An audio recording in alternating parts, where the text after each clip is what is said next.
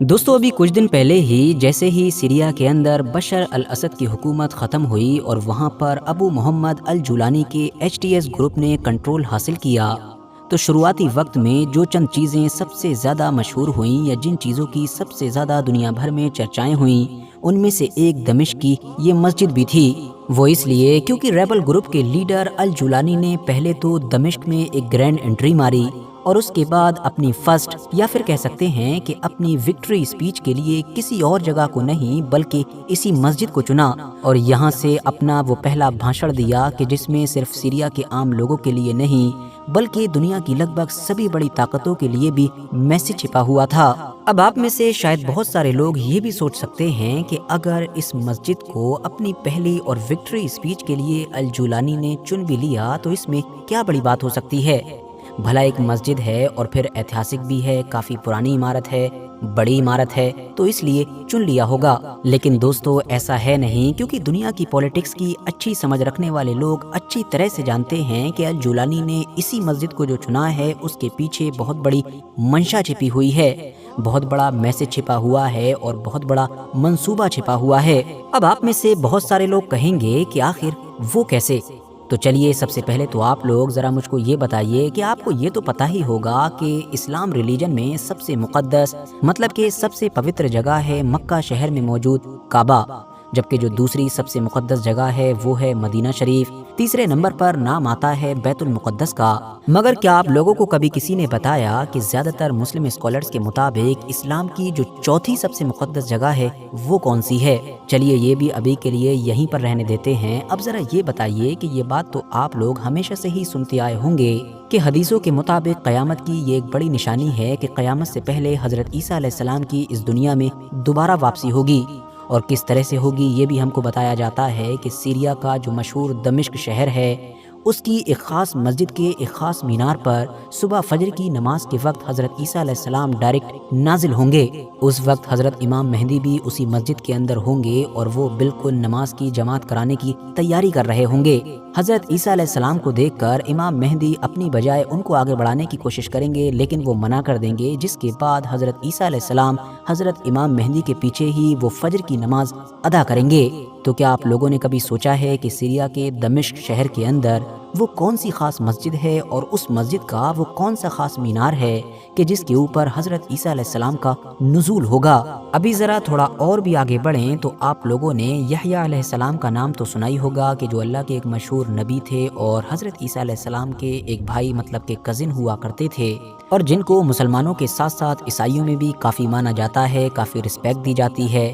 और जिनको उस दौर में काफ़ी बेदर्दी के साथ शहीद भी कर दिया गया था। तो क्या आप लोग जानते हैं कि शहीद करने के बाद उनके सर को कहाँ दफनाया गया था। और आगे बढ़ें तो ज़रा ये बताइए कि आपको पता है कि फ़ातिह बैतुल मुक़द्दस हज़रत सुल्तान सलाहुद्दीन अय्यूबी की कब्र कहाँ पर मौजूद है। थोड़ा और भी आगे बढ़ें तो ज़रा बताइए कि करबला की जंग के बाद कि जब हज़रत इमाम हुसैन को उनके साथियों समेत शहीद कर दिया गया था तो फिर हज़रत इमाम हुसैन के ख़ानदान के जो बच्चे थे या फिर जो औरतें थीं उनको कैदी बनाकर और उनकी इज्जतों के साथ खिलवाड़ करते हुए करबला से जब दमिश्क लाया गया था तो उनको कहाँ पर ठहराया गया था। दमिश्क की वो कौन सी खास जगह थी कि जहाँ पर यजीद के सामने उनको पेश किया गया था, उनको परेशान किया गया था। इसके अलावा हज़रत इमाम हुसैन के सर को भी यजीद के सामने किस जगह पर पेश किया गया था। वो कौन सी जगह थी कि जहाँ पर यजीद ने हज़रत इमाम हुसैन के सर को आम लोगों के सामने रखा था ताकि वो इसके ज़रिए से एक बड़ा मैसेज दे सके। तो दोस्तों इन सारी ही चीज़ों का, इन सारे हिस्टोरिकल सवालों का सिर्फ़ और सिर्फ एक ही जवाब है और वो जवाब है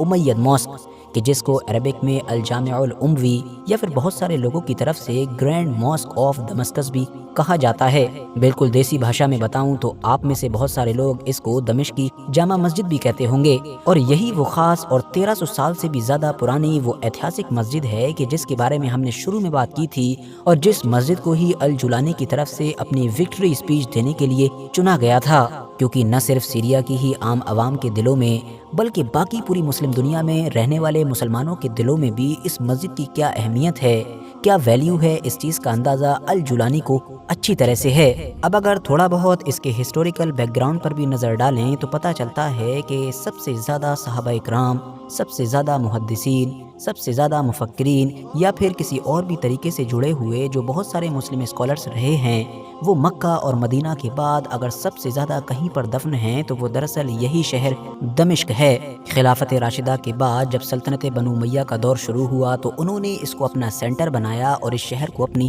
راجدھانی بنایا، اور سلطنت بنو امیہ کا ہی جو ایک مشہور اور طاقتور حکمران تھا الولید، اس نے ہی 705 سے لے کر 715 عیسوی کے بیچ میں اس مسجد کی بنیاد رکھی تھی۔ تعمیرات کے معاملے میں یہ الولید کے سب سے بڑے اور سب سے زبردست کام کے طور پر یاد کیا جاتا ہے۔ ویسے انٹرسٹنگ بات یہ بھی ہے کہ اس خاص جگہ کی اہمیت اس مسجد کے بننے سے بھی سینکڑوں یا کہہ سکتے ہیں کہ ہزاروں سال پیچھے سے قائم رہی ہے، کیونکہ یہاں پر موجود ایک خاص جگہ کو لے کر یہ بھی دعویٰ کیا جاتا ہے کہ یہی وہ جگہ ہے کہ جہاں پر کسی دور میں حضرت آدم علیہ السلام کے 2 بیٹوں یعنی کہ حابیل اور قابیل نے اپنی قربانی پیش کی تھی۔ اس کے علاوہ اس خاص جگہ کو لے کر اتہاسکار یہ بھی دعویٰ کرتے ہیں کہ ہزاروں سال پہلے یہ ان یونانی لوگوں کی بھی ایک عبادت گاہ ہوا کرتی تھی کہ جو ستاروں کی عبادت کیا کرتے تھے۔ بعد میں جب رومن ایمپائر نے اس علاقے پر کنٹرول حاصل کیا تو انہوں نے اس کو وقت کے ساتھ گرجا گھر میں بدل دیا، اور اس طرح سے اب یہ عیسائیوں کے لیے اہم جگہ بن گئی۔ اور جیسا کہ میں آپ کو شروع میں ہی بتا چکا ہوں کہ اس کا کنیکشن حضرت یحییٰ علیہ السلام سے جوڑ کر بھی دیکھا جاتا ہے، جو صرف مسلمانوں میں ہی نہیں بلکہ عیسائیوں کے اتہاس میں بھی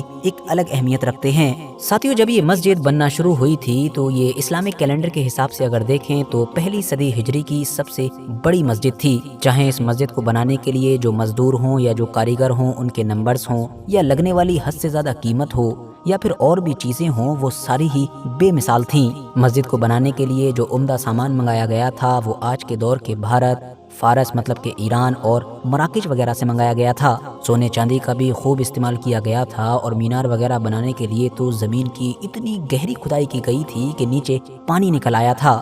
مطلب اس دور میں پوری دنیا میں ہی اس مسجد کے کنسٹرکشن کی خوب چرچائیں تھیں، دھوم مچی ہوئی تھی، لوگ اس کو دور دور سے دیکھنے کے لیے آتے تھے۔ ویسے تو دوستو یہ مسجد آج بھی سیریا کی پہچان ہے، اس کا فخر ہے، اتنی مضبوط پہچان ہے کہ گوگل پر رینڈملی اگر آپ لوگ سیریا بھی لکھیں گے تو آپ کو جو شروعاتی 2-3 امیجز ملیں گے اس میں سے ایک امیج اسی مسجد کا ہوگا۔ مگر ہاں، دوسری طرف اس بات سے بھی انکار نہیں کیا جا سکتا ہے کہ ہر دور میں سیریا کے اندر جو بڑی بڑی جنگیں ہوئیں، بڑے بڑے خطرناک حالات پیدا ہوئے، کبھی قدرتی آفات آئیں تو کبھی آگ وغیرہ لگ گئی، ان ساری ہی چیزوں نے اس مسجد کو کافی نقصان بھی پہنچایا۔ دعویٰ تو یہ بھی کیا جاتا ہے کہ اس مسجد کے اندر وہ خاص قرآن بھی موجود تھا کہ جس قرآن کے اوپر شہادت کے وقت اسلام کے تیسرے خلیفہ حضرت عثمان غنی کا خون ٹپکا تھا، مگر مسجد میں لگنے والی ایک خطرناک آگ کی وجہ سے بہت ساری چیزوں کے ساتھ ساتھ وہ قرآن بھی شہید ہو گیا، یعنی کہ جل گیا تھا۔ خاص طور سے 2011 کے بعد سے یہ جو سول وار شروع ہوا ہے،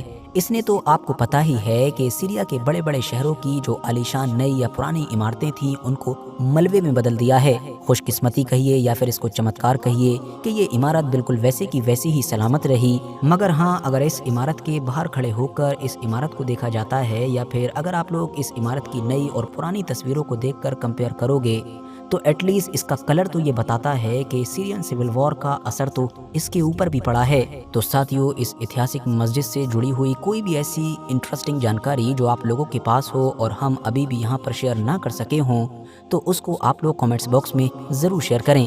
ویڈیو اگر انفارمیٹیو لگی ہو تو لائک کرنے کے ساتھ ساتھ دوستوں کے ساتھ ضرور شیئر کریں، اور ایسی ہی نالجبل اور ہسٹوریکل ویڈیوز ہمیشہ دیکھنے کے لیے ہمارے اس چینل کو سبسکرائب کرنے کے ساتھ ساتھ بیل آئیکن کو ضرور پریس کریں۔